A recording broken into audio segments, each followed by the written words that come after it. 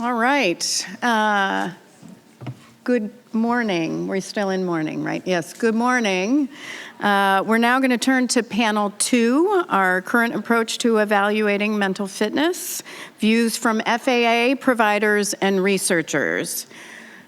We can't forget that there are real people who are the basis of research that we're about to discuss.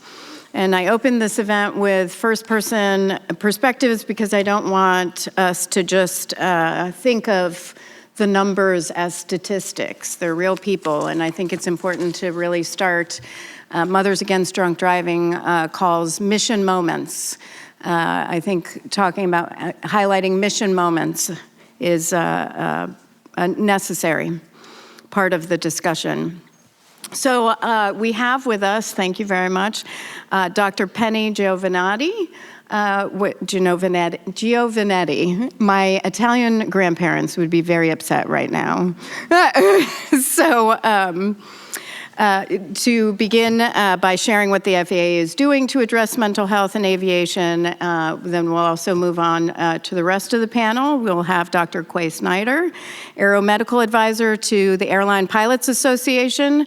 Dr. Snyder is board certified in aerospace medicine, addiction medicine, family practice, and occupational medicine. We'll have Dr. Brent Blue, senior aeromedical examiner at the FAA, and medical consultant to the Aircraft Owners and Pilots Association. Dr. Blue has been a senior AME for over 40 years and is board certified in family medicine and emergency medicine. Then we'll have Dr. Bierke, associate dean and professor of aviation at the University of North Dakota. Her current research focuses on pilot healthcare seeking behavior and pilot mental health, among other topics. We also have with us Professor Harley Waters, student wellness coordinator and professional pilot faculty member at Middle Tennessee State University, where she helped develop a peer mentorship program that's proven instrumental in fostering a supportive and inclusive learning environment for students. And we have Dr. William Hoffman, neurologist and aircrew brain health researcher who is affiliated with the University of North Dakota and the U.S. Air Force, where he leads the warfighter brain health research team at the 59th Medical Wing.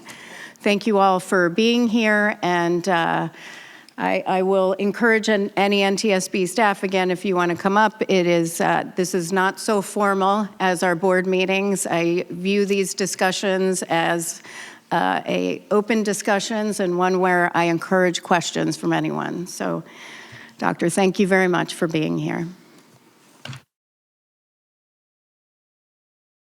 There we go. You're very welcome. Thanks for the invitation. Thanks to everybody in the room who's demonstrated their interest in this topic by taking time out of, I'm sure, what are your busy schedules to be here and to help all of us work together to solve this problem, which has been out there for a long time. So I'm going to put you to work, and I'm going to ask you to think through a scenario with me. So here we go. I didn't know where I was in the air. Concerning words indeed.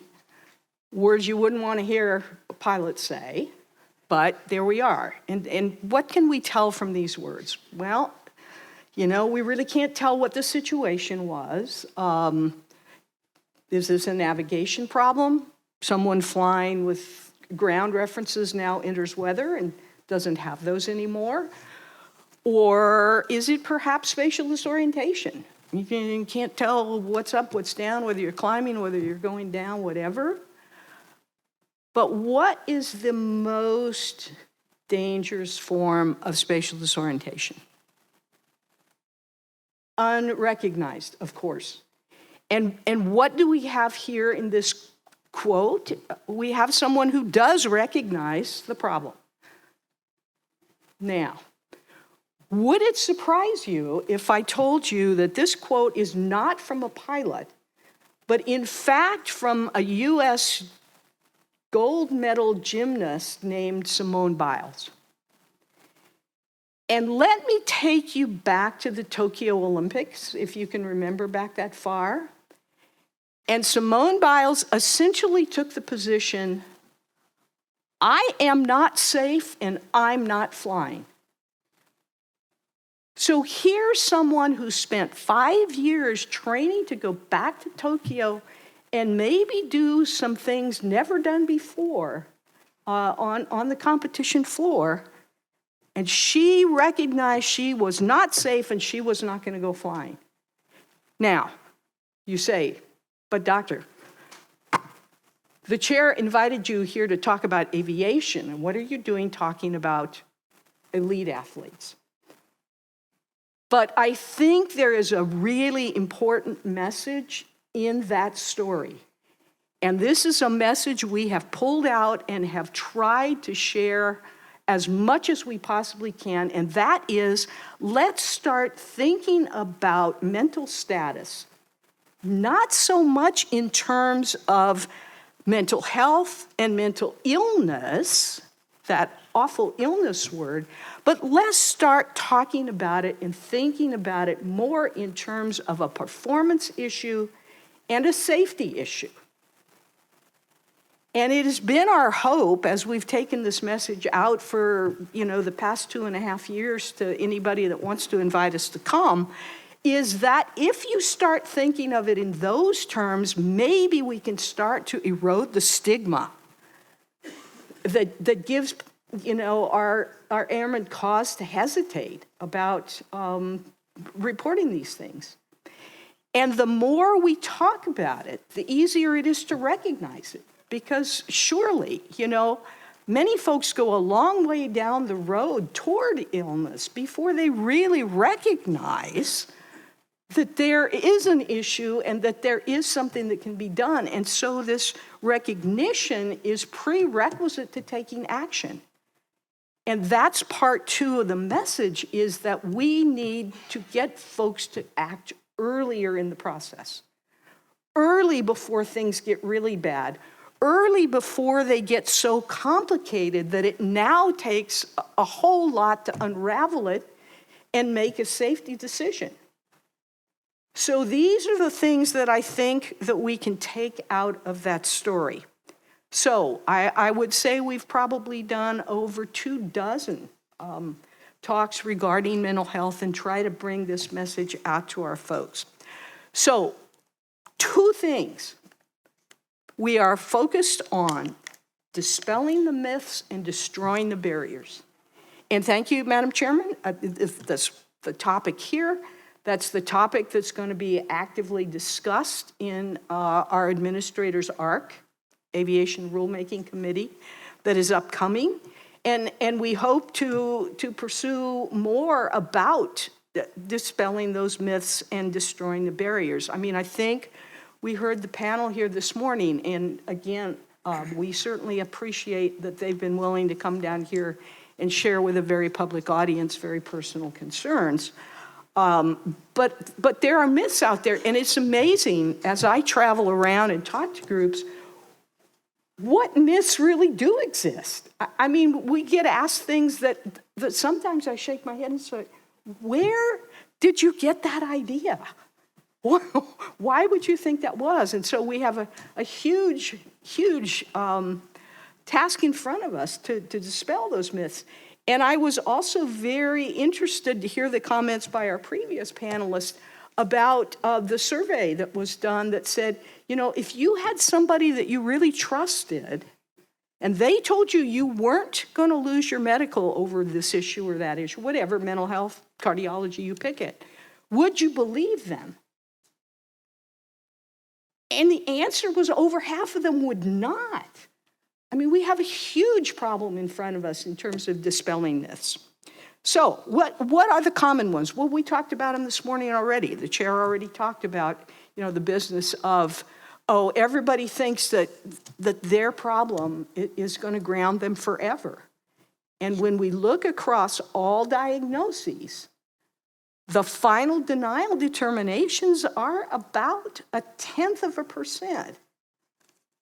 Okay? What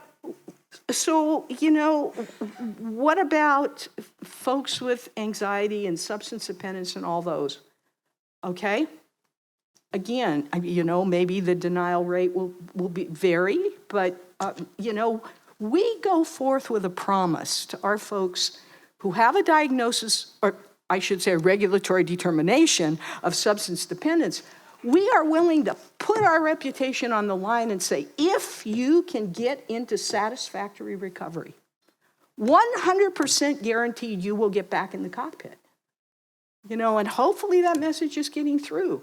We've also said very similar things with anxiety. If you have uncomplicated anxiety, and uncomplicated anxiety may be a little more difficult to define than some things, but if you have uncomplicated anxiety and you get into remission, you will 100% guaranteed get back in the cockpit. So this is the message we're trying to get out there. So what other myths, you know, have we tried to dispel?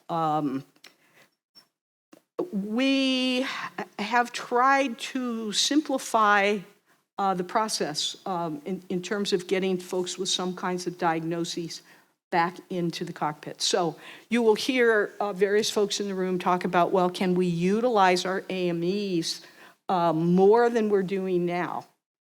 We have published this year 3 what we call decision guides. In the AME guide, public information, you get on your favorite internet browser and Google AME guide, and that information is all out there.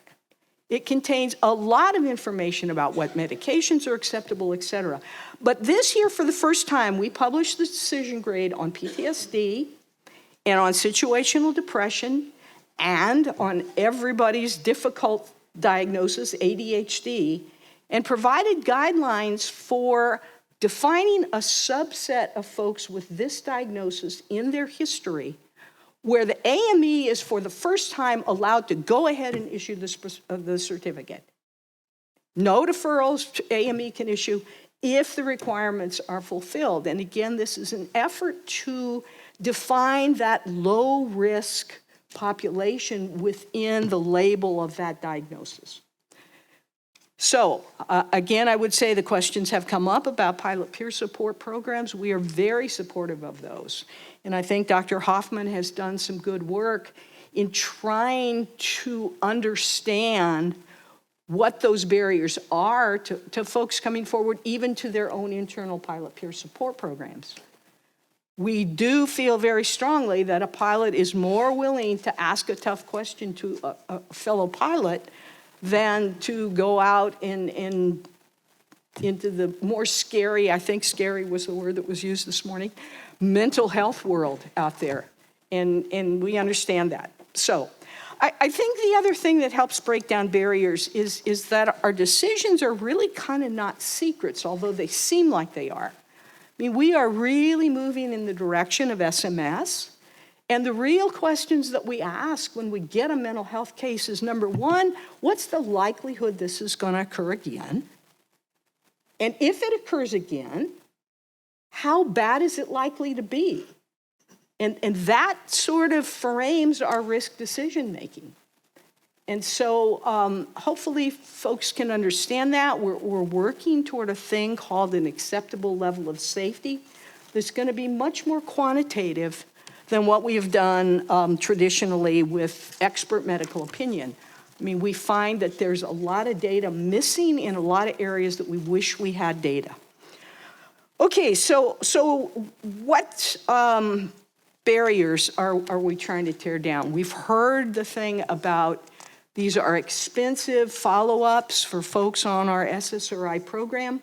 This year, we dropped the requirement for regular random testing, cognitive screen testing, in association with the SSRI program. We found in looking at our some 10 years of data that, in fact, that cognitive screening test was not adding to our decision-making or our risk assessment. And so we quit doing it. So that's going to make follow-up a whole lot simpler and a whole lot cheaper for all those people that are already on the SSRI programs. We also, as one of the other panelists mentioned earlier, we have added another medication to the acceptable list of antidepressants. It's Wellbutrin extended release. We are still looking at whether or not we feel that we can safely add more. Frequently, the problem is the side effect profile. So Let me address the big elephant in the room. And I think the big elephant in the room is the delays. I mean, person after person we heard this morning say, you know, it's going to be 6 months, it's going to be a year, it's going to be an I don't know, which is even worse. Yes, in fact, we have increased our staff, as the chair mentioned. Up till 2019, we had 1 chief psychiatrist. Since 2019, we've added number 2, number 3, and this year, number 4. But the demand for specialty review in psychiatry has just gone crazy, as you all understand. So I don't know, what it's going to take to keep up with that. We've also finally bid out a contract to 4 additional aviation psychiatrists out in the field who will work as consultants with my staff to try to clear this backlog of cases and get this weight down to something that is reasonable. We've also added in the past 3 years a staff neuropsychologist, which has really meant a lot for us in terms of being able to deal with these neuropsychology results that come in. We've also looked at streamlining documentation. My psychiatrist can the big thing is always the review of the cases, but, producing the documentation of their review takes time. And we've looked at, can we cut that back and so we can get through cases faster? Can we get more advanced medical dictation equipment so that can speed up their production in that regard? So we are watching this. We are optimistic that the backlog is coming down, but the backlog is so horrendous that it's not going to happen fast. So I think what I would want to leave with you are just a couple of things. One is remember to think about mental status as a performance and a safety issue. Number 2, that this is best addressed early and not, put on the shelf or in the closet. And there's a whole spectrum of ways to address it. Just because somebody addresses it doesn't mean that they're going to make an appointment with their psychiatrist right away. There's self-help, there's other counseling, there's a whole spectrum of ways to take action, but we need to take action early. The other thing I would say is remember, permanent grounding is rare. Now, if you're the one guy that gets permanently grounded, okay, for you it's a 100% deal. But in the big picture, there's no one that should be writing letters saying, I know if I go get help, I'm going to be grounded, I'm going to lose my career, I'm never going to be the pilot that I want to be. Yes, we're going to continue to work on the barriers. We look forward to you folks helping us identify what those are. But even more importantly, the suggestions that you make for how we can effectively address them makes all the difference in the world. And finally, I would just say, take care of each other. Madam Chairman, back to you. Thank you. Thank you very much, Dr. Snyder. Things, but here's the clicker. Thank you. Thank you, Chairman Homendy. I appreciate it, or Jennifer, as you told us to call you. Oh, I'm sorry. Thank you very much for the opportunity to speak here. It's quite an honor. We certainly appreciate it. I have my slides here, which look like they're coming up. I appreciate it. But the first slide was really addressing what you already addressed to us, the magnitude of mental health problems, the prevalence in the United States and really around the world. But there's a good news story on that, which as soon as Sarah gets those up there, I'll let you know what the good news story is. So we do know that about 20% of people in the United States will have a diagnosable mental health condition sometime in each year, and in our lifetime, about 50%. And pilots are not exempt, although the numbers may be slightly lower because of self-selection that we have. But here's the good news. As Dr. Giovanetti said, we need to look at this as a performance issue, and we're constantly moving along that spectrum from healthy to reacting to injured to ill. And as you see up there, It's only the orange and red, the injured and ill, that would have a diagnosis. But we're always moving along that. And Vice Chair Landsberg, you made a great point when you had a situation where you grounded yourself during that period of time. So I would say you were probably somewhere between the reacting and injured, but you sought healthcare for that. And that was the right thing because we're enhancing performance. You made a safety decision during that period of time. And my experience with over 30 years of working with airline pilots is that probably in excess of 99% of the pilots would do the same responsible thing. They would make a decision. In the past, when I first started, you had to get a clearance to fly on blood pressure medicine. Right now, it's nothing. As we talked about the cholesterol medicine, it's nothing. If you break a leg, you ground yourself, you talk with your doctor, and then you return to fly after that. Why don't we treat mental health the same way? We need to look at this as pilots are very, very responsible individual, from the student pilot right up through the full-time professional pilot. And they're interested in safety too. So let them make a safety decision and then report that at a subsequent time. Let's have them get the care they need, either through a peer support program, like is characteristic of the yellow box, the reacting, where they're very effective. But our peers continue to support people throughout the injured and ill part as well. And if they need help, let's have them get the help with the professional care they have, but return to fly in a safer, more effective, and as Dr. Homendy said, in a higher performance status. So we've already heard about the barriers to healthcare, most of them here. The fear of loss of medical certification is the primary one. The uncertainties, the transparency, or the lack of perceived transparency in the FAA process, although I'll address that in a second.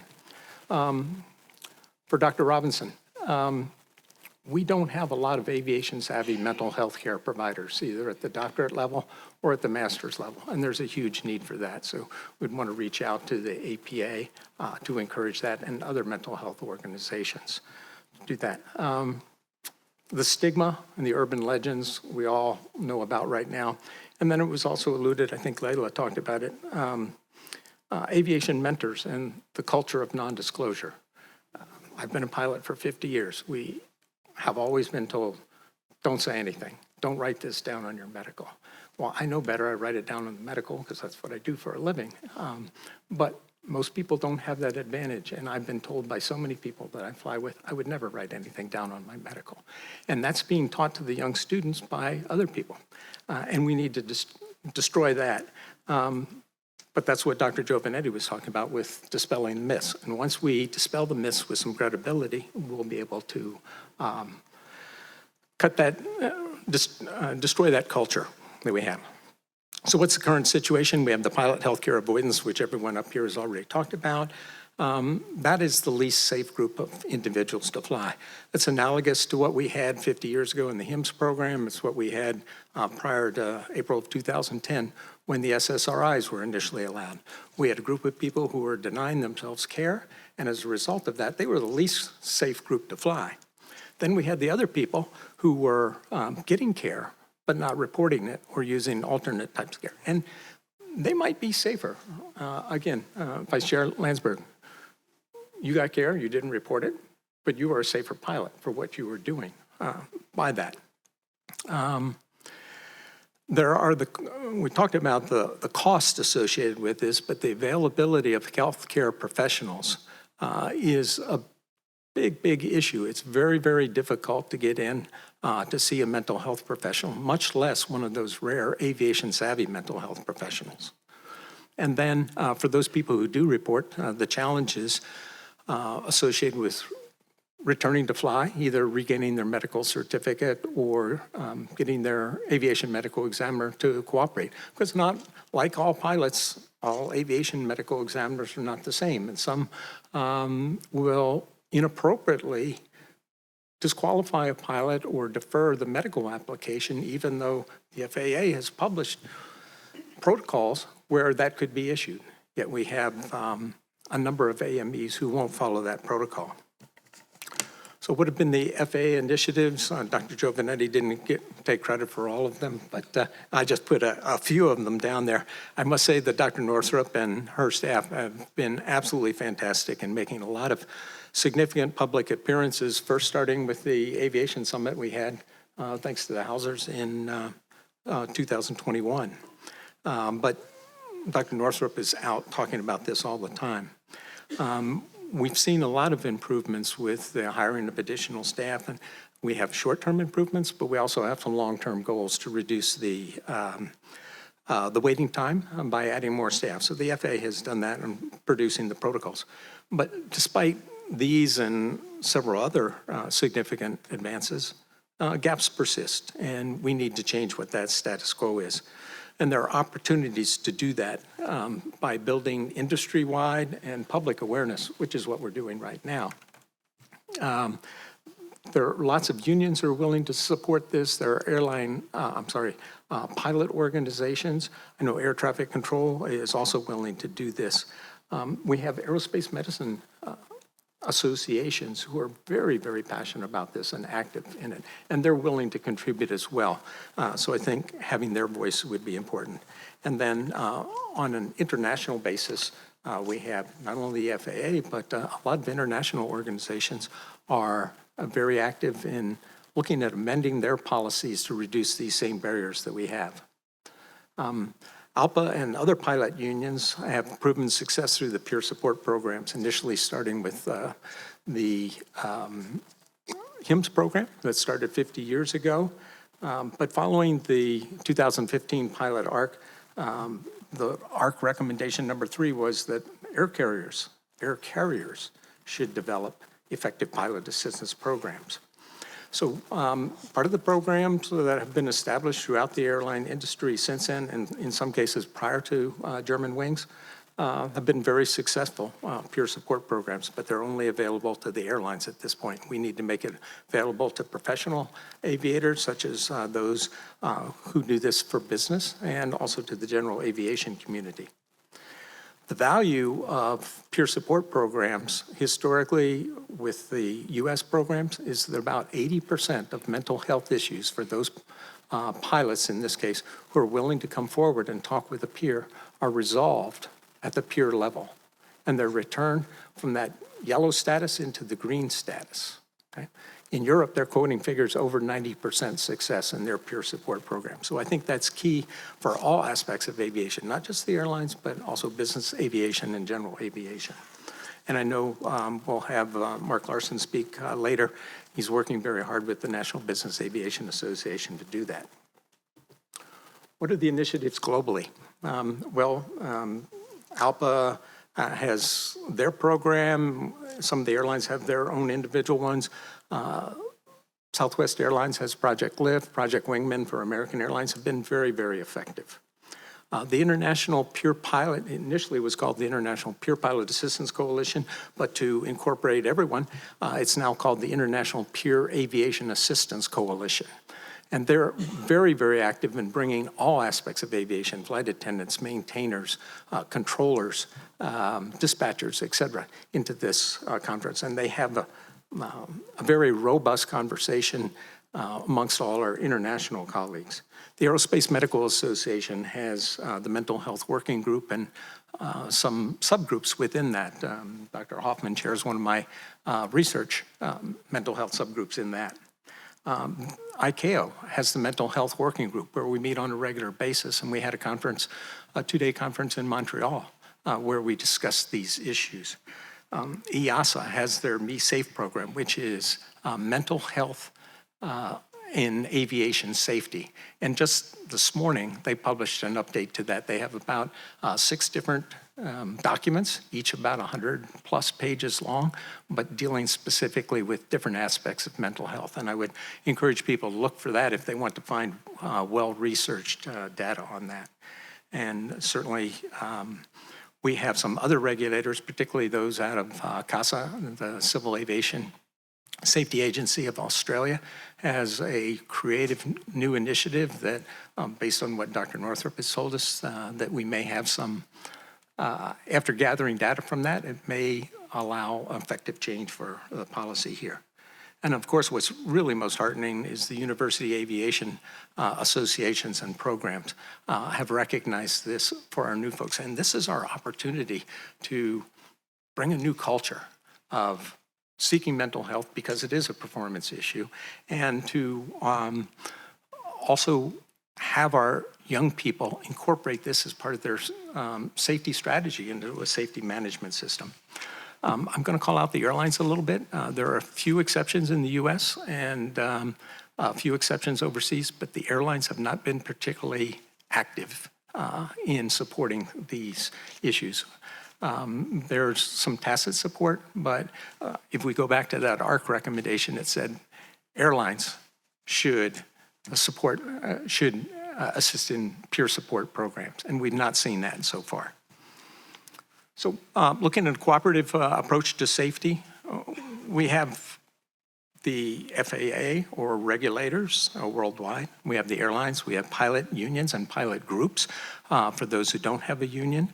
And then we have mental health professionals. And we've worked very successfully for 50 years in the HIMSS program doing this. And the only reason that I've been told the FAA funds the HIMSS program is not because we want to make sure we don't have people with substance use disorders. It's because it's a safety program and it enhances safety. So I see this in the exact same vein as I see the HIMSS program and our peer support programs, other things we have. So this is a short list of things that I think the FAA could do to improve things. I have a much longer list, but for sake of brevity, I'll limit it to this. I think there should be some clarification in the 8500-8, the medical application, because there's an inconsistency between that and the MedExpress and the 8500 on what's reportable conditions, and that's causing confusion and hesitation. I think that the model proposed by CASA, if the data shows that it's successful, is a very good one, where essentially the regulator doesn't get involved in mental health issues unless it's determined by a cadre of peers of a mental health professional, aviation savvy mental health professional, with the cooperation of the individual pilot involved, that pilot should be removed from flying status. But if it's a short-term program, like you described, Vice Chairman Landsberg, if it's a short-term issue, that never gets reported. That's exempt from reporting. But if it involves medication, it may require reporting, but then the agency works to assist the pilot with directing on how to get back. The FAA is already working on shortening the timeline. I do believe that shortening the observation period, we have a 6-month waiting period for being on a single dose, a stable dose of single medicine. I think that period could be shortened significantly. Other countries use between a 2 and 4 month wait, and they've been doing it successfully. I know the FAA is already considering increasing the allowed medication list, which Tim spoke about earlier here. Everyone wants to reduce the decision-making time for the certification. And I do think there is an obligation, although it's been done since the ARC recommendations came out, to improve AME education about this. We still have AMEs who are reluctant to work with a pilot or to issue a certificate, even if the condition is resolved. The FAA has added, I believe it's 3 hours of additional education in the AME primary and recertification process, yet we still have that problem. So I'll cut my list off at that, and I know I have a lot more. So in conclusions, I'd like to say that our mental wellness constantly moves along a spectrum, and it's an operational safety issue for us. And ideally, we'd like to move to the green end of that spectrum. Anything less than that compromises both our wellness and our safety, both of which are important. The barriers that exist to either seeking or reporting care, they compromise safety, as everyone here has said. We do have a proven track record of success in other areas with peer support programs, the HIMSS and the Critical Incident Response Program, and all of these address safety. Everyone involved wants safer operations. There isn't well, I won't say there isn't a single pilot, but the 99.9% of pilots want to be safe. They want to be the best pilot they can. They want to do the right thing. And that's what we do in a safety management system. We look at how do we improve things and how do we have a positive safety culture. Let's do the same thing with mental wellness for people. And then we have lots of organizations. I listed ALPA here is willing to support the FAA efforts in mental health, but there are a lot of other organizations out there that I listed earlier that are very, very interested and very willing to support and provide resources to move this program along so that we optimize mental wellness in people, we optimize safety in aviation. So with that, I'd like to conclude. I guess we'll take questions later. Thank you very Thank much. you very Dr. Blue. Thank you, Chair Homendy, board members, and guests. I'm Brent Blue from Jackson Hole, Wyoming, and to get over the most common question I've gotten so far is we don't have any snow at the ski area so far.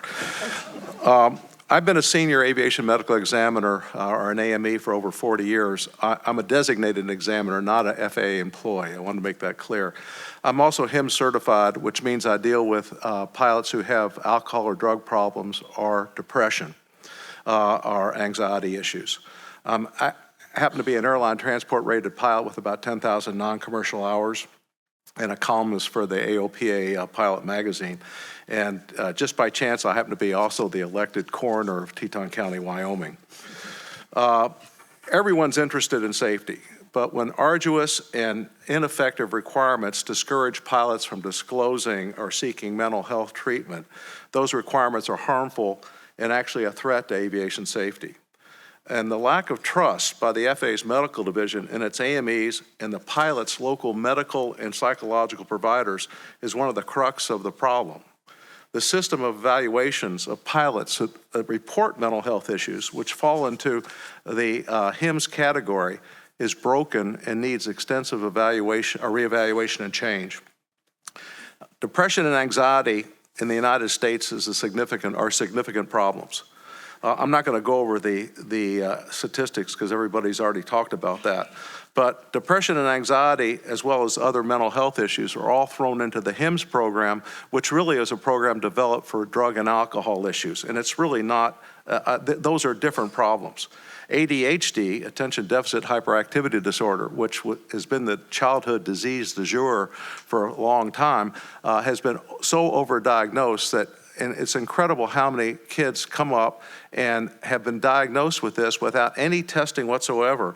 And they're labeled, and then to unlabel them for the FAA is so difficult. It's very difficult. So why do pilots not report these issues? It's not the stigma. It's the fear of losing their flying privileges, or in the case of student pilots, not getting them at all. Even if the pilot's willing to spend thousands of dollars or months of years of waiting to go through the FAA arcane evaluations and review, they still may not be granted a medical. And I'd like to point out one thing. We keep talking, or we keep hearing about this 0.1% that are denied. But that 0.1% does not include the people who give up in the middle of the process or the people who never start the process at all. And that's a significant number of people. And I'll mention this for third class medical. A lot of people in this situation go to basic med so they don't have to deal with the FAA's process.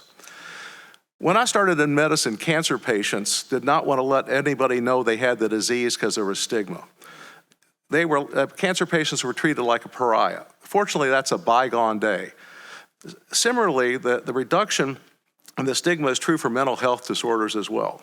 At social gatherings, people would say that their anxiety kicked in or they forgot to take their Prozac that day.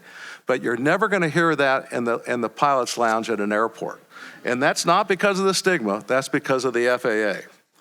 In addition to the requirements of the FAA requiring you to a pilot to see an approved psychiatrist, approved neuropsychologist, both of which are relatively scarce, and to do an unproven computer interactive test, which has bias against older pilots and pilots who don't play computer games.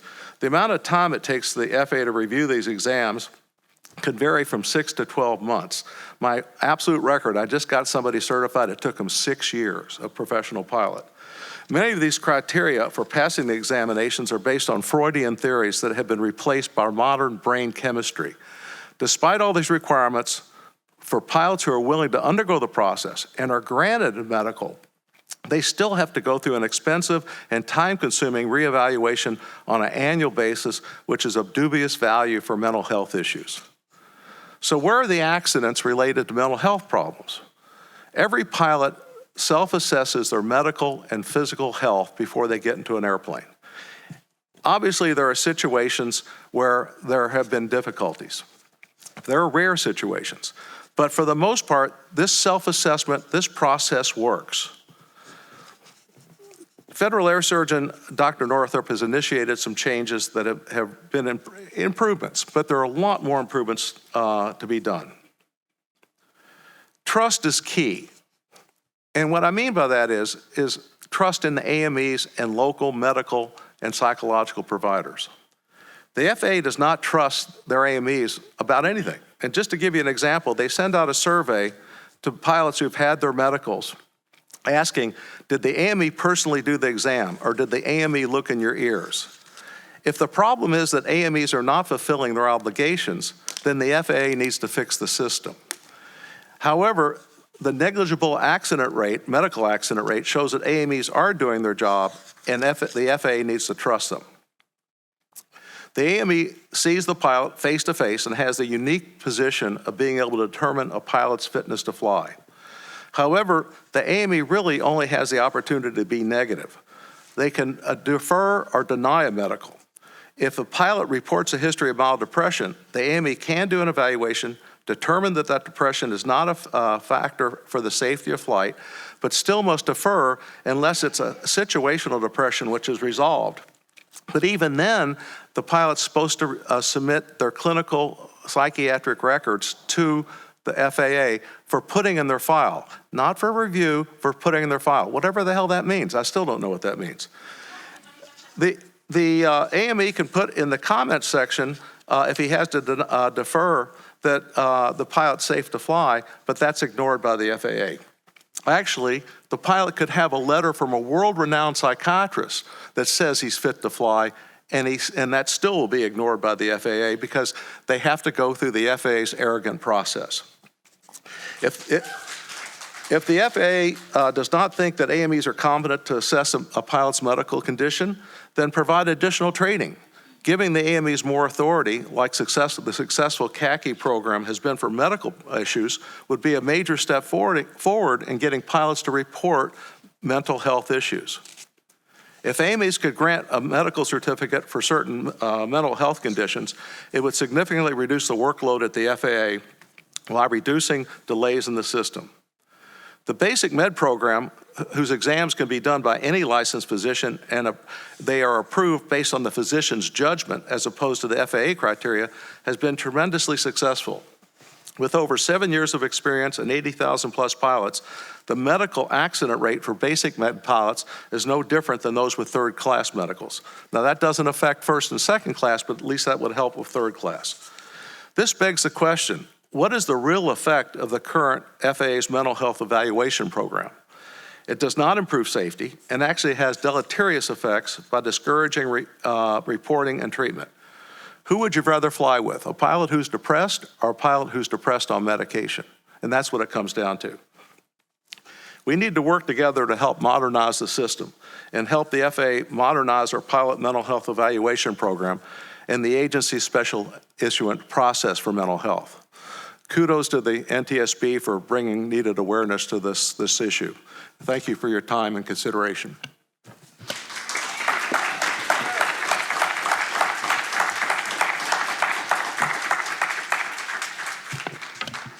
Thank you so much, Dr. Bloom. Dr. Bierke. Thank you, Chair Homendy, Vice Chair Landsberg, for hosting this event today, this important event, and thank you to everyone in the audience for taking the time in this busy time of year to attend, because it means we all care and we all want to see improvements in the system. So I have the ability to serve as an academic researcher at my institution, and having partnered with Dr. Hoffman in a couple of studies these past couple years, we spent quite a bit of time gathering data, both quantitatively and qualitatively. My favorite part of the research process, though, is coming up with recommendations, things that we can actually put into practice or further research to instill change, positive change in the system. So I'm kind of calling this today a system-wide collaborative approach that's going to take all of us in here and outside of here to really see some change in this system. We are all in this together. Even if Penny did want to instill all of Quay's recommendations overnight, change isn't going to happen until we all embrace it, we all educate, we all do further outreach. That change is happening. So 4 of the themes that I can break this down into are meaningful collaborations, access to care, increased outreach, and valuing those support structures that need to be in place to help the pilots. So meaningful collaborations, again, thanks to the NTSB for hosting this summit today. This is an excellent example of meaningful collaborations coming together, different stakeholders from the industry to talk about this issue, to talk about solutions, share ideas, share best practices. We started doing this at our university after the tragic passing of John Hauser by holding the first Aviation Mental Health Symposium in collaboration with United Airlines, ELPA MEC in Chicago. This event not only brought together academia, so institutions that teach collegiate aviation, staff, faculty, but more importantly, the students, the younger generation as part of these solutions to get their ideas, their insights. We invited our industry partners, the airlines, their peer support programs, the military, mental health, and medical professionals like Dr. Snyder, Dr. Hoffman, and most importantly, we invited the FAA, and Dr. Giovannetti now has been at every one of our aviation mental health symposiums. We've had 3 to date. Professor Waters just hosted the last one in Middle Tennessee State University, and it's a day of learning and a day of collaborations discussing, coming up with ideas that we can bring into the future. We hope these types of events not only grow in different venues, different avenues, but it's important that we do come together. We share, we learn, and more importantly, we make positive change. Everyone has valuable insights. Whoops, now I broke that clipper. There we go. The next one is looking at that access to care. Again, this has been touched on quite a bit today already. This really impacts us in a rural state like North Dakota. When we started taking a look at the systems we had in place for our students, we have 2,000 aviation students at our institution that aren't stagnant. Every year we're hopefully graduating 500 and bringing 500 new students in. So we have a constant influx of new general aviation pilots looking to start their training. When we peeled it back and looked at the access to care, we learned our students were having to travel hundreds of miles away, taking time off of school, off of work, paying thousands of dollars to seek the medical evaluations needed for this process. It just so happens the University of North Dakota, we have a medical school, we have a Department of Psychology, we have an aerospace college, and we have a student health services that does about 1,000 aviation medicals a year. We just had to put the pieces together for our students and our communities. So we invested, we got some strategic investment funds, and we are now in the process of creating what we like to call as a Center for Aerospace Medicine and Research, where we will have a HIMSS AME soon. We have a HIMSS psychologist. We even found a HIMSS neuropsychologist to contract with, partnering with our student health services that students understand, know they can stay right there on campus, seek the help they need, and then also, more importantly, hiring support staff for that paperwork process to be a support to the AMEs and the HIMSS AMEs and the pilot advocate. We're hoping that we're successful within our university structure so that then perhaps we can find state funding to build this out to the rural state of North Dakota, and we're successful in that region. It could be a role, kind of a model for other areas to invest in. And then also the need for more the aviation cognizant mental health professionals. We have a counseling center on staff. All of them are getting training on the differences with working with pilots. So that access to care piece definitely needs to be looked at, but also looked at through a new lens with new solutions, because what we have in place simply isn't working, especially for those general aviation pilots. Also, I'm optimistic by seeing everybody here today and knowing that positive change will be coming. And as that change comes, it has been coming with Dr. Giovannetti's brief, we need to increase that outreach. You know, pilots like to talk about the past. So as things change, as things improve, we all need to be part of that solution. And how do we educate? How do we educate those aspiring new pilots looking to enter the field? And more importantly, how do we educate and outreach to those pilots that have maybe been in the field for a long time, again, with kind of those ingrained stigmas and myths in mind. So again, this has to be a multimodal approach. Of course, we've got, you know, AOPA and BAA in the room as trade associations with great outreach programs that can reach pilots. The FAA has their mechanisms, training organizations as well. But again, a cognizant approach on, as we instill change in the system, how to communicate that out so that all are aware. And lastly, valuing that support structures. Again, we've heard a lot about the airline peer support programs. I admit that was one of the things I took away during the pandemic as we were struggling with our students and their mental health, learning from the airlines what peer support was, and then them embracing us for us to create our own peer support program within our university structure. It's called Uplift. We launched it last November. We've also hired an embedded psychologist to be a support for those peers, but also to be part of our college structure and a resource for our students. So anything we can do to help increase the value of those support structures, whether it is embedding mental health professionals into organizations and institutions and valuing that peer support. So again, I think that system-wide collaborative approach with meaningful collaborations, access to care, increased outreach, and valuing those support structures must happen for us to see some positive change. Thank you. Thank you so much. All right, Professor Waters.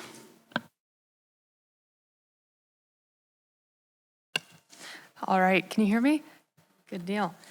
So good afternoon. My name is Harley Waters. I'm a professor from Middle Tennessee State University, located about 30 minutes south of Nashville. I'm in the aerospace department, and I come from a long line of teachers. That's what I love doing, is teaching. And a big part of my teaching is storytelling. So I want to take you guys with me and tell a story about what's going on at Middle Tennessee State. This is a journey that has not only highlighted the pressing issue of mental health, but has also spearheaded initiatives to address mental health for our students.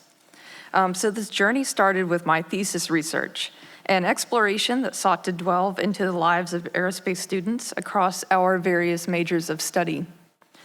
What I uncovered doing this research was disquieting, an alarming prevalence of severe levels of depression, anxiety, and stress among the students at Middle Tennessee State. 26% reported experiencing severe or extremely severe depression. 11.3% reported severe or extremely severe stress. And 29.7% reported severe or extremely severe anxiety. This realization was stark. They were battling these overwhelming mental health challenges silently. While conducting this research, many of my students asked if I was an undercover FAA spy, which is humorous, but also highlights that these students are not comfortable talking about these topics. So the revelation of their struggles wasn't where this journey ended. It was merely the catalyst for change. Enter the student wellness coordinator. This is a pivotal role aimed at bridging the gap between the students and the necessary support systems. This is the role that I hold at my institution today. My role in this endeavor was that of a mediator or a liaison between students and our on-campus resources. Drawing from my background as an aviatrix, I became a relatable figure who was approachable enough for students to seek help and guidance. The most common first step to getting anything off of the ground is a ramp. And so our first steps in changing the way that we approached mental health was the formation of the RAMP committee. That stands for Resiliency Mindfulness Program Committee, RAMP. This committee is a diverse amalgamation comprising of AMEs, psychologists, faculty from various disciplines, academic advisors, industry veterans, flight instructors, and even students. Together, we work to provide guidance and insights into the best practices for our students' mental well-being. It is essential to underscore the importance of providing these resources and cultivating a culture that places mental health at its core right from the outset of a student's academic journey. One of the ways that we are able to achieve this goal is through the Introduction to Aerospace classes. This is a class that all aerospace freshmen have to take, and I have the privilege of teaching almost all of these classes. This allows me to reach students as soon as they enter the program, and I am often the first aerospace professor that they will see. I have begun teaching our students about the importance of stress management, practical ways to handle stress, and how to handle negative mental health symptoms. This is one of the first things we talk about in my class.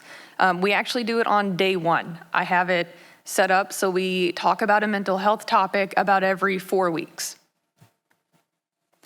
And I do this because it is something that they will need, not only being a college student and not only being an aerospace college student, but further on into their career and for the rest of their lives. We tell our students from day one that mental health is important and that it is okay to not be okay. Establishing this ethos isn't merely about addressing immediate concerns. It is about proactively nurturing a supportive environment that champions mental well-being. By embedding these values early on, we empower our students, the future generation of aerospace professionals, to recognize the significance of mental health and prioritize self-care throughout their educational and professional endeavors. When mental health is integrated into the fabric of our aviation academic institutions from day one, it becomes an inherent part of the student experience, fostering resilience, empathy, and collective responsibility for each other's well-being. This foundation shapes healthier individuals and contributes to a safer aviation industry. The collaborative efforts of our RAMP committee members, faculty, staff, and our students have borne fruit through various initiatives.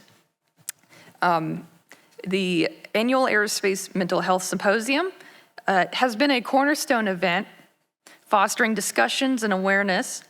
In November, the Department of Aerospace at Middle Tennessee State had the privilege of hosting this conference, which was started by the University of North Dakota and the John Hauser Foundation. This conference brought together regulators, industry professionals, researchers, educators, and students to discuss challenges and best practices. College students encounter distinctive challenges, particularly those pursuing specialized aviation programs, which often amplify stressors. One pivotal initiative undertaken by the Department of Aerospace at MTSU, which is modeled after industry and other collegiate institutions that has significantly aided students in the implementation of a peer mentoring program. This program strategically pairs first-year students with upper-level students, and it is designed to help them navigate their inaugural year in the program. It is not what I would call a formal peer support program. It is kind of a step below that. It's not only mental health focused, it is focused on this whole student. So academics, finding a place to eat, having a friend to talk to, kind of cultivating a community, if you will, from day one. It has proven instrumental in aiding students who are seeking guidance and has helped create a sense of belonging within their academic journey. Our endeavors were not limited to discussions. We translated our commitment into action by initiating the Green Bandana Project. This was generously funded by the John Hauser Foundation. The Green Bandana Project, which was initiated at the University of North Dakota, is a simple yet innovative suicide prevention and mental health awareness movement where bandana wearers pledge to support the mental health of those in their life and reject stigma associated with mental illness. Those who bear the green bandana will have undergone mental health first aid training and other types of mental health training and will be easily identifiable as a peer who can offer assistance. Further extending our reach, we embarked on establishing the University Aviation Association Mental Health Committee with the goal of spreading awareness across the collegiate aviation industry. We all know this issue is not going away anytime soon. But if we stand together, we can face it as a unified force. This is the goal of the UAA Mental Health Committee, to provide a forum for universities to seek support and share ideas with one another. We're all working towards the same goal, so let's work together. As I sit here reflecting on the strides we've made, the question that looms large is, what lies ahead for the future? What is the future of our students' well-being?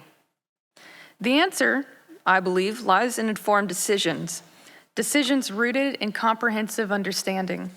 Therefore, this upcoming spring semester, my research collaborators and I are embarking on research to help us facilitate that data-driven decision-making.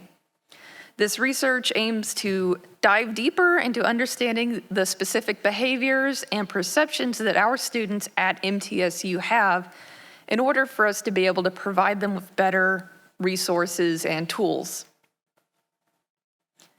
We are aiming not to just address the symptoms, but to understand the underlying causes and perceptions that influence the decisions they make regarding their mental health. Our journey has been one of collaboration, dedication, and unwavering commitment to our students' welfare. But this is not where the journey ends. It is a stepping stone towards a future where mental health is prioritized, understood, and supported in the aerospace industry. In conclusion, our journey towards destigmatizing mental health requires a collective commitment. So let's, and I'm talking to the educators mainly here because that's what I do. So let's cultivate a culture that not only accepts but nurtures mental wellness. To reshape the narrative around mental health in our industry, we have to initiate change where our students commence their academic voyage, the college classroom. Colleges and universities hold a pivotal role in this transformation. By integrating mental health discussions into the curriculum, we emphasize the crucial role mental wellness is playing in one's overall health. However, fostering a supportive environment doesn't solely rest on curriculum changes. Institutions must actively support students by providing accessible mental health resources, counseling services, and destigmatizing conversations. So let's stand as beacons of hope for our peers, advocating for a future where seeking help is encouraged and normalized. By championing this cause, we empower every student to embrace their mental health needs without hesitation or fear of judgment. Together, we can pave the way for a community where seeking mental health support is as natural as seeking help for any other aspect of our well-being. Thank you.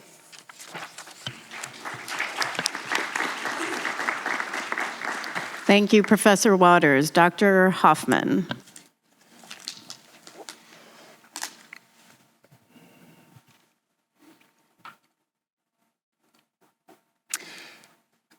At the turn of the 20th century, a mysterious illness was going across the world. And in the United States, children were falling ill with a febrile illness followed by a progressive weakness in their legs, leaving many paralyzed for life and killing literally thousands of children. And in the summer months, in the mid-century, the summer months were equated with fear. Parents were afraid to send their kids to the pool to go swimming in the summer. They were afraid to go to amusement parks that were empty, and even schools were of concern. And amidst this great challenge, a grassroots advocacy effort came together that first aimed to help parents and patients care for these patients who have succumbed to this illness, but later on aimed to raise money to address the science about which, of course, later was termed the March of Dimes, in what was used to target the polio epidemic that successfully nearly eradicated polio across the United States and in much of the world. And this is just one example of a massive challenge that was faced with massive innovation. And here in our industry, in aviation, in our discipline of aerospace medicine, mental health in aviation is our great challenge that we're facing. And in fact, it's what's bringing us all together today. How do we think creatively? And most importantly, how do we bring innovation to meeting this unique challenge under the leadership of Chair Homendy and the NTSB, Dr. Giovanetti and Dr. Northrup, and every single one of you as we look forward. And as we think about that future, we now have the opportunity to think about the guiding principles we want to use to build that. You know, principles of trust, consistency, dependability, and as we think about the science to make that come true, we think about creativity. But while the challenges are large, there's still some operational factors that we face today. And of course, that is that pilots, when disclosing health information during screening, run the risk of usually temporary loss of their ability to work and fly, which can have negative occupational, financial, and social repercussions for them. Well, and this setup inadvertently leaves pilots weighing the risks of seeking care against what it might mean to their career or hobby. And leaves many suffering in silence, and of course, made evident by the really compelling stories that we heard earlier today. And this results in a health barrier that some have argued pilots face. And while we're talking about this today, this definition exists in the literature. We can talk about this, that there's a problem existing that's backed by peer review, that pilots face a barrier to seeking care as it relates to mental health. And the data support this. Our study of over 5,000 pilots across North America showed that over 50% reported a history of healthcare avoidance. That's not disclosing full health information during aeromedical screening, not seeking care for a new symptom, not disclosing prescription medication use, and informal medical advice due to fear for loss of flying status. And interestingly, this is not only a problem in the United States. In fact, we were able to produce almost the exact same finding in a sample of Canadian pilots, that nearly 50% reported history of healthcare avoidance. This healthcare avoidance is not only highly prevalent, it appears, but may be multinational. And while these data, are compelling, we've heard the first patient account of patients, but we as clinicians caring for this population also face this challenge. Every week, my Instagram, my LinkedIn, my email, my WhatsApp, my text messages are filled with pilots who are asking for help. What do I do? So this is just one example that this patient gave me permission to share. Dr. Hoffman, I'm in urgent need of help. It's becoming clear that this is not going to be resolved. This is a pilot actually with a neurological issue, but again, intermental health. And then 3 months later, amidst just about before his certificate is going to expire, I'm not sure how I'm not sure I'm going to support myself. What am I going to do? Is there anything you can do to help me? And I wish there was more that we could do other than trying to contribute to these discussions about how do we think about this in a new way. And, these individual patient stories fit into a really robust literature that now exists, that pilots face this barrier and have factors that influence their care, that the discussion should start there from the data. Dr. Giovannetti gets credit by asking a really compelling and important question is, okay, Billy, so healthcare avoidance exists, but what do we do about it? What are the factors that influence care? The term being used is barriers. What are those barriers? And it's an important question and one that we aim to go after systematically. In a large study that we just wrapped up, was a tremendous effort. The data collection is complete, but of course is not available yet, that aim to answer what are the factors that influence healthcare utilization in civilian airline pilots? What are the factors that uniquely discourage that same behavior? And from the perspective of pilots, what might be some interventions? And an important point is that in this framework, there are many hypotheses about factors that influence care.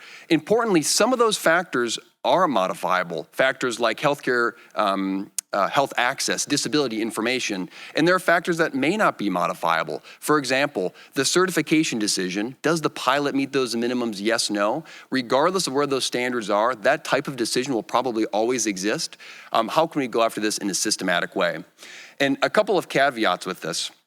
One, these are only the perspectives of pilots. We don't necessarily agree or disagree with these. These are simply the perspectives of pilots, but importantly, this is the population that we're trying to influence. And then last is, as we think about the FAA arc that is coming forward, where we aim to address barriers, we should be leaning in on existing data sets to go after this in a systematic way. So this study was over 1,000 coding hours, 300 pages of transcripts, and there's like 130 or 150 barriers that were identified. And I wish I could share it out with you, but I'm just gonna show 5.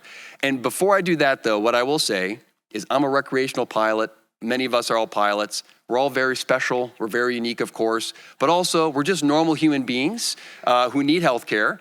And, pilot health barrier is a health barrier just like any other health barrier in medicine.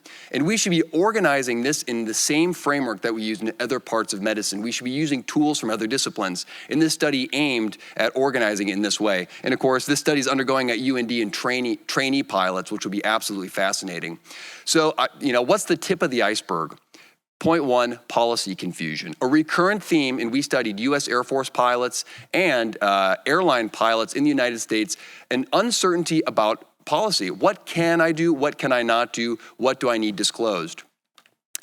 And then subsequently, a key theme is upon the seeking of care and the need to seek special issuance, there's an uncertainty in how might I go about doing this. An important point is there's a tremendous amount of health literacy that's required that ultimately often falls on the pilot. What's the difference between a neurologist, a neuropsychologist, a neuropsychiatrist, and a psychiatrist? I mean, there's physicians that don't know some of these differences, and we're asking pilots to, and let alone student pilots, navigate that independently.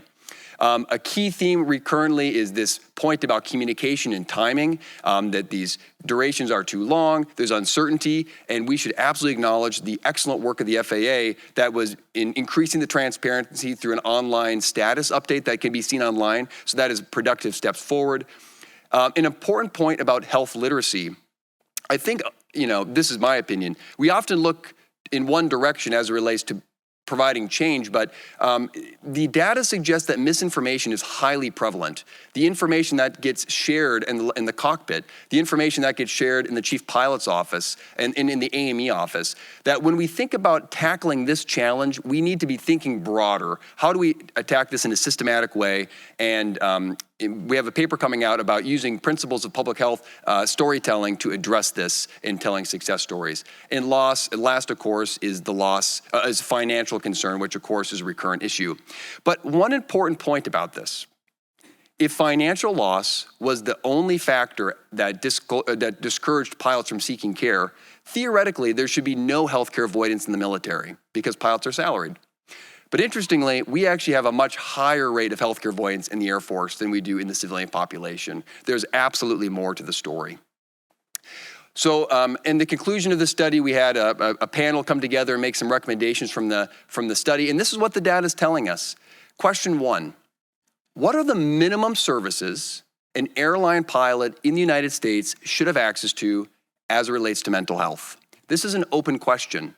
For example, if you're flying for a mainline U.S. air carrier, you may have access to different peer support services. You may have access to different disability insurances. And importantly, you may have access to different expert medical advice that will help you navigate the system to get back to your special issuance. This is often not the case in our trainee population, and this is often not the case in small carriers.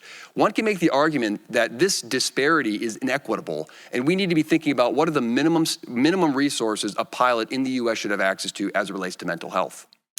Second is, as we think about working groups to tackle this complex challenge, the data suggests that we may need to be thinking broader about who we invite to the table. For example, organizations like the CDC are responsible for public health. That's not necessarily owned by aviation. Organizations like OSHA own things like workplace safety. And then, of course, the medical component, like Aerospace Medical Association, is not necessarily owned by other organizations. As we think about working groups, we may need to expand the table and think about who owns what and make sure the relevant people are there. And last but not least, Dr. Giovanetti put it absolutely wonderfully, and that is, how do we think about this less in a clinical perspective and more of a mental status perspective?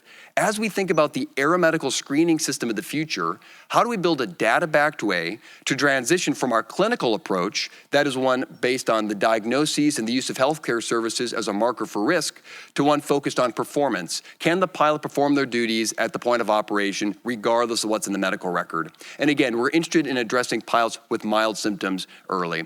There's a lot to go in there. We're very pleased to be sharing a paper about how we might do that in a paper coming out next month in JOEM. There are many important voices as it relates to this. It's a tremendous privilege to be a small part of that larger conversation, and we're really excited to be sharing the Aerospace Medical Association research working consensus document and what are the gaps we need to go after next to make progress forward. Thank you.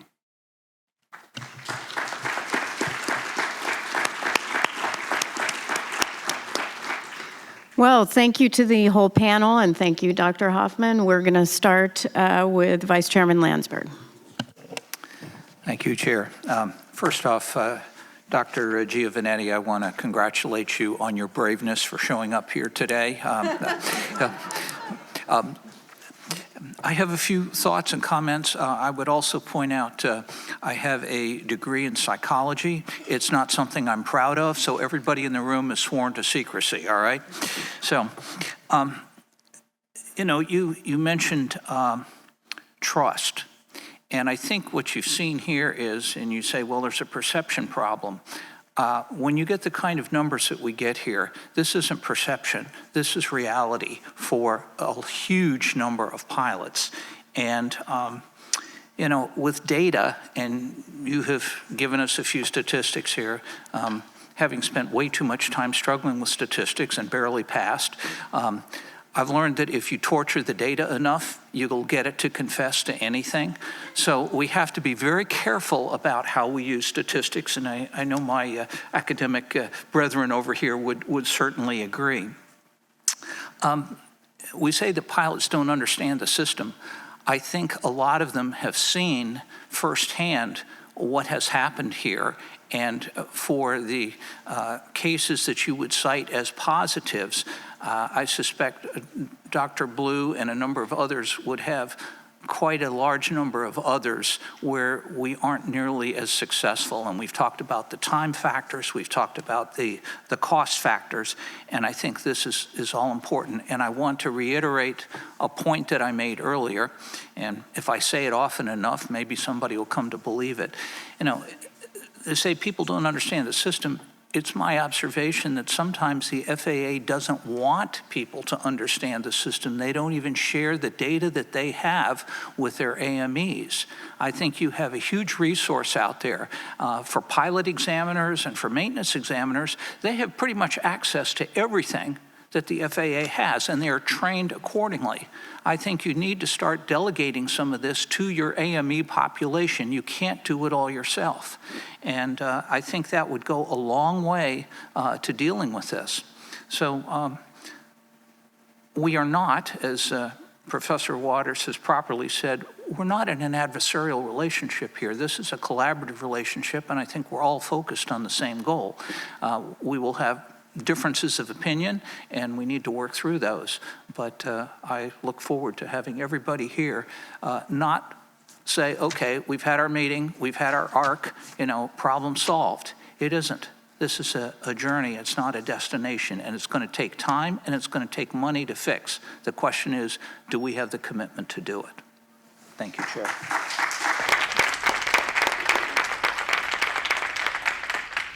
Thank you very much. I would just ask, and I echo what Bruce said, it is very brave of you to be here, so thank you very much. I do have a question about the Aviation Rulemaking Committee and what you plan to focus on. I know that a lot of folks, including some in the audience today, have asked how you'll select the focus and how you'll select the members of the Rulemaking Committee.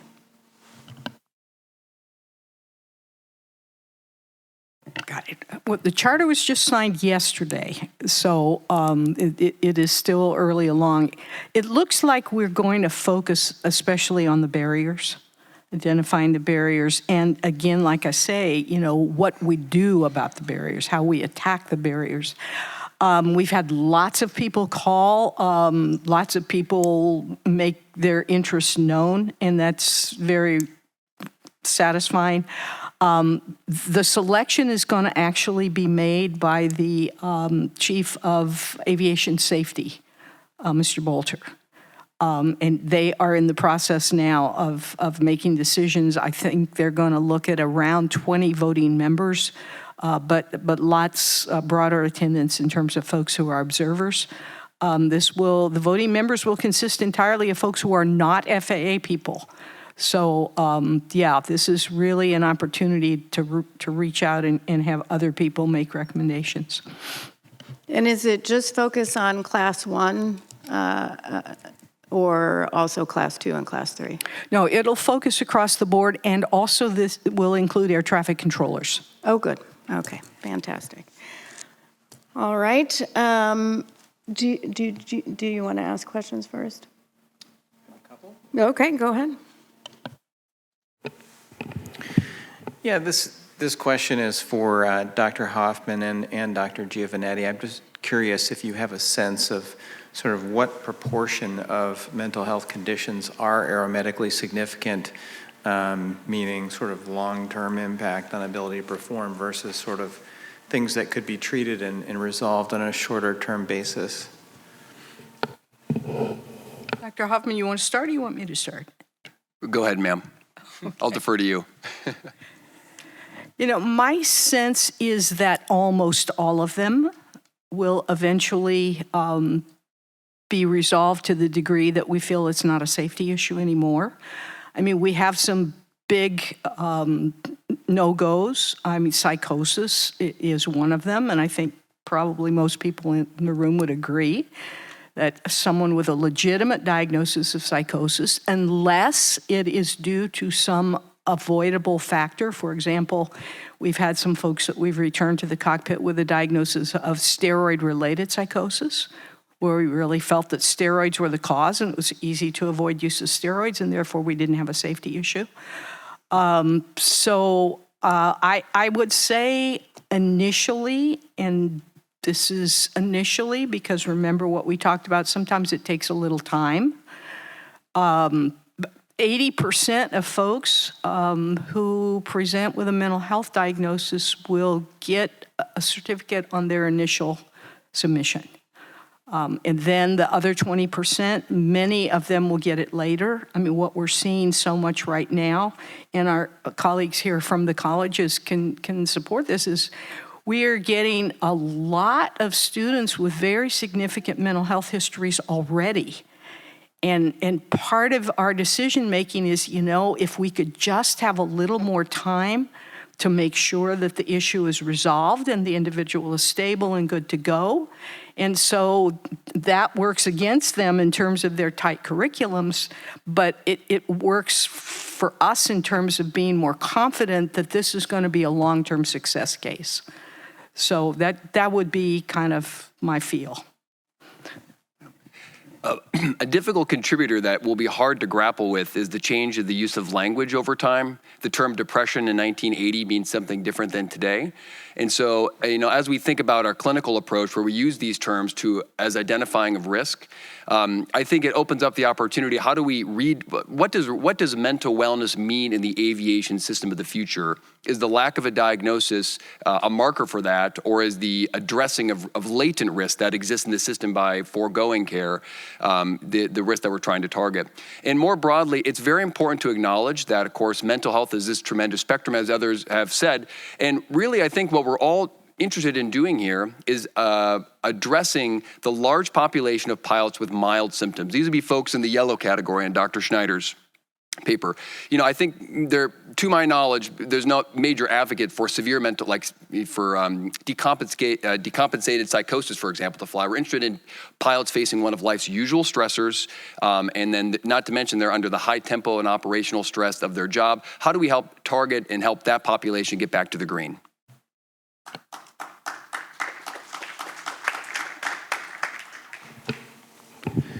So as Dr. Hoffman mentioned, one of the main barriers that pilots cite in terms of the reluctance to come forward is the financial consequences, although not only, as your data show. I noticed that the Aerospace Medical Association Mental Health Working Group recommended that regulators, operators, and industrial groups explore ways of minimizing risk of income loss due to mental illness, presumably during these periods where maybe more minor conditions could be resolved, and recommended that suitable kinds of insurance maybe be developed for that kind of situation. There was a similar recommendation in the French BEA's accident report on the Germanwings accident. And I was just wondering, is this a concept that's been explored at all, to your knowledge, in the industry? And maybe Dr. Schneider might also have some insight on this. Or are there already forms of insurance that are adequately addressing this issue? I can speak for the airline industry, which I think has the luxury of the support of the unions and the airlines. I think the business aviation community and general aviation community do not have that luxury and do not have the protections. But that being said, there's some discriminatory practices in the insurance that's available, in that many pilots who have a physical condition may get disability pay protection through age 65, the mandatory retirement. But if they go out on a mental health condition, most carriers stop that disability after 24 months of coverage. So that presents a significant risk. Some of the carriers have extended that a little bit further. But I think there exists a huge discrepancy in the financial protection between those people who have mental conditions versus physical conditions. And many times those mental conditions may take longer to resolve or longer to process. If I can address one other thing, I wanted to make a recommendation to the FAA that I didn't make in my talk here. But we talked about trust. I noticed you're not turning to your right. If I can make a recommendation to the FAA. So we talked about trust. Establishing trust was one of the issues there. When the SSRI policy came in place, it was in place on April 1st, 2010. I thought it was an April Fool's joke initially, but indeed it was the policy. But that was associated with a 6-month period of non-prosecution. I think the industry called it an amnesty period, but the FAA called it what? Period of non-prosecution? Non-enforcement. Non-enforcement, I'm sorry. Right now, one of the barriers to people coming forward, too, is a fear that there will be adverse consequences against not only their medical certificate, but their pilot certificate if they failed to report something in the past. And one way we could begin to establish trust is for the FAA to go on an education program like they have to say that we're very, very interested in mental health. And for those of you who have previously sought care and want to report it now, you can report it without jeopardy to your pilot certificate. Clearly, there needs to be a review of the medical issues that are there.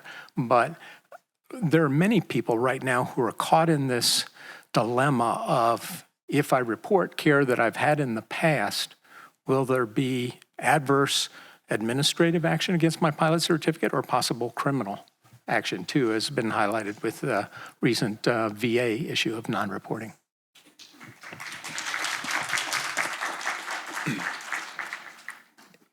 And if I could add one last thing, is again highlighting the importance, I think, is as we think about working groups and working subgroups, is bringing relevant people who own those factors. For example, the insurance issue is a very real factor, the loss of income, that if recommendations are made about insurance, we really need to have the insurance people at the table helping make those recommendations. The other thing that we haven't really talked about is like workplace stress, like Paul Cullen's work and others overseas, and talking about the factors that influence that. How do we bring those people to the table to address the factors that can contribute to mental stress in the workplace?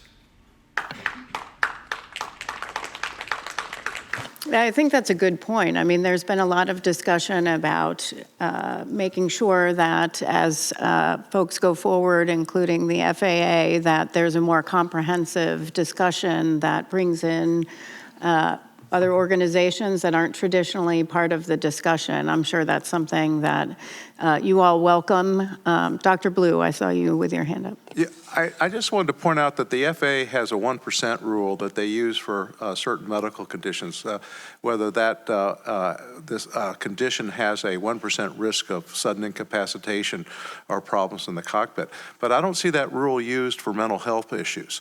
I mean, if somebody is depressed, is there a 1% risk of them having a problem because of that depression? And I think that those statistics that criteria needs to be evaluated for mental health conditions as well.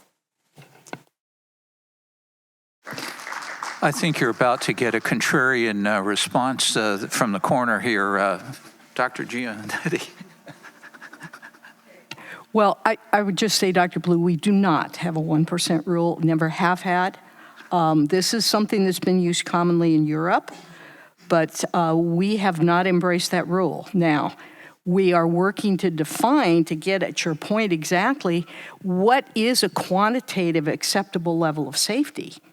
And in order to do that, we've got to have a lot of data to know where a condition fits. And so I think we're a ways away from getting to that point where we say, okay, we can simply make a calculation here and decide, what your fate is going to be. And I don't know how well that is going to be received in the community, but it is a different way of approaching certification, which we are exploring. But we do not have a 1% rule.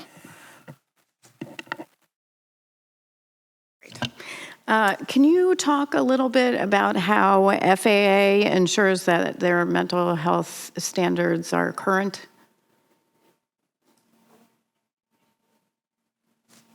Sure. As we talked about, we've recently hired 3 relatively new staff psychiatrists. All 3 of these folks are very experienced in aviation psychiatry, and they are all out of clinical practice, recently actively out in the community. 2 of them were also AMEs, as well as HIMSS psychiatrists. And so we rely on the fact that we have people that are relatively current in their clinical practice. We then support that with a group of folks we designate as federal air surgeon consultants, who are in active practice 100%, but that help us do case reviews, that participate in policy discussions. And so that is how we stay current. And how's your office staffing? Do you have a cap? I ask this as somebody who runs a federal agency. Well, of course. What's your cap? I do not, because it's flexible. The cap comes down by a line of business. So the Aviation Safety Organization, of which we are a part, has the manpower caps. Do you need more people? Yes. Of course. No, I will say to you that throughout my career, I've not been one of those people that thinks that the solution to every problem is more resources. But yeah, I mean, we really have not been able to meet the demand. I think, someone mentioned about, being proactive and not waiting until the wave hits you in the face. The wave hit us. Yeah. And we thought every time we hired one more psychiatrist, we were on top of it. It just didn't happen, at least not yet. It does have an impact. I mean, we do talk about, and you'll hear a lot of discussion about how FAA needs more funding. It's a real issue. If you don't have that, and you can't get an increase in your FTE caps, then it has an impact on what you're able to do and what you're able to deliver to the public. Dr. Snyder? Addressing the resource issue, the resources are somewhat constrained right now by the FAA policy of requiring thorough psychiatric evaluations and neurocognitive testing.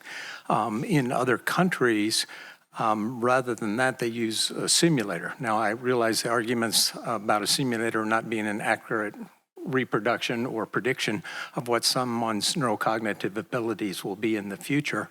But those other countries are using the check airmen who are in the simulator, or if you bring that down to the general aviation level, it could be designated pilot examiners, et cetera, who could do these evaluations.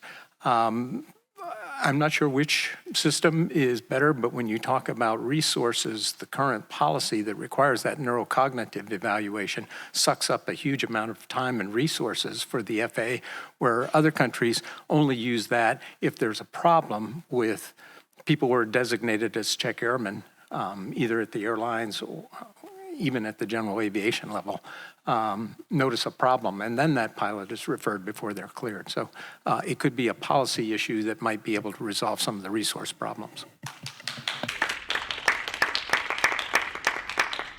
Dr. Hoffman, you had mentioned in your presentation about taking more of a performance-based approach or performance approach versus clinical diagnosis. Can you talk a little bit about that?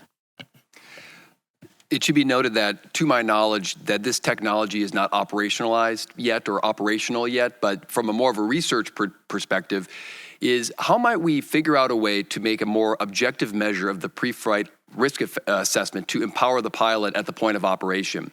So this could be a combination of things to include biometric data of sleeping circadian patterns that we know can be associated with relapses of symptoms.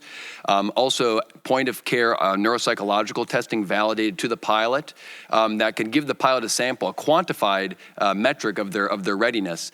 And as opposed to it being an oversight tool, it instead could be allowing the pilot to impose their own risk mitigation strategies. For example, as simple as informing the co-pilot, I'm in the yellow today, I'm in the middle of a divorce, or I didn't sleep well last night, or I'm on a quick turn, keep an eye on me. Or maybe they're stepping away saying, you know what, I do need to go talk to somebody and get to the bottom of this. And then once it gets to the green, this might be one piece of the puzzle that can help us to address the pilots with mild symptoms facing one of life's usual stressors, which I think is the golden, the golden nugget at some level. Great, thank you very much. Do others have questions? No? Just one more. Okay, sure. Yeah, so Dr. Hoffman's research provided some really interesting statistics about healthcare avoidance in the pilot population. There's also research showing that 94% of fatally injured pilots who tested positive for a psychiatric med did not report that to their AME as of 2006. So it's a bit old at this point, but I'm just wondering, for some of these efforts to break down the barriers in reporting, how are we going to monitor the success of that effort? What would be some ways? I mean, these are two types of indicators, but how will we know if it's successful, that we dispel the stigma and the myths and so forth?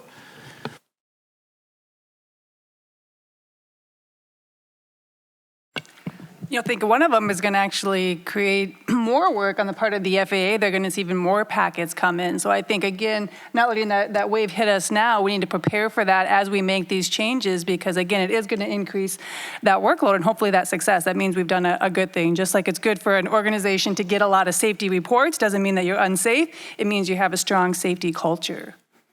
And maybe thinking, redefining what does aeromedically significant mean? What information do we need to report? Is the objective just to get all the information that's possible, or how do we be more targeted in taking principles of screening tools? For example, a COVID test needs to be relatively sensitive and relatively specific to ensure that you're identifying the disease of interest. The data suggests that the AME exam is not very sensitive. 50% of pilots in the US and Canada report a history of healthcare avoidance, and it's not very specific. Most pilots go back to flying over the course of months to years, or weeks, months, or years. So how do we change our screening tool to make it more sensitive and more specific to identify aeromedically significant disease? Those are great answers. Yeah, thanks for the insight. I keep getting your time is up, but I do want to encourage, and again, I wanted to mention to you, Dr. Giovannetti, that I have had great conversations with the administrator about this. He seems very open to addressing it and listening to all who have a stake in this. One place that it's a really good place to start, and I know that we have slightly different missions, but when I came on as chair, the first question I said, I invited all the outside organizations, all the stakeholders for NTSB in different modes together, and my question was not, what are we doing right? I didn't care about what we're doing right. My question was, what are we doing wrong? And what do we need to change? And what do we need to continue that is working? And that I think as federal agencies, we have to start from that place of how do we improve to also improve part of the discussion. So I think I've heard some incredible things here today. Really appreciate your time. Bruce, did you have anything else? Nope. Thank you so much for your time. Incredible presentations. I really enjoy working with you so far and look forward to the months ahead. Thank you.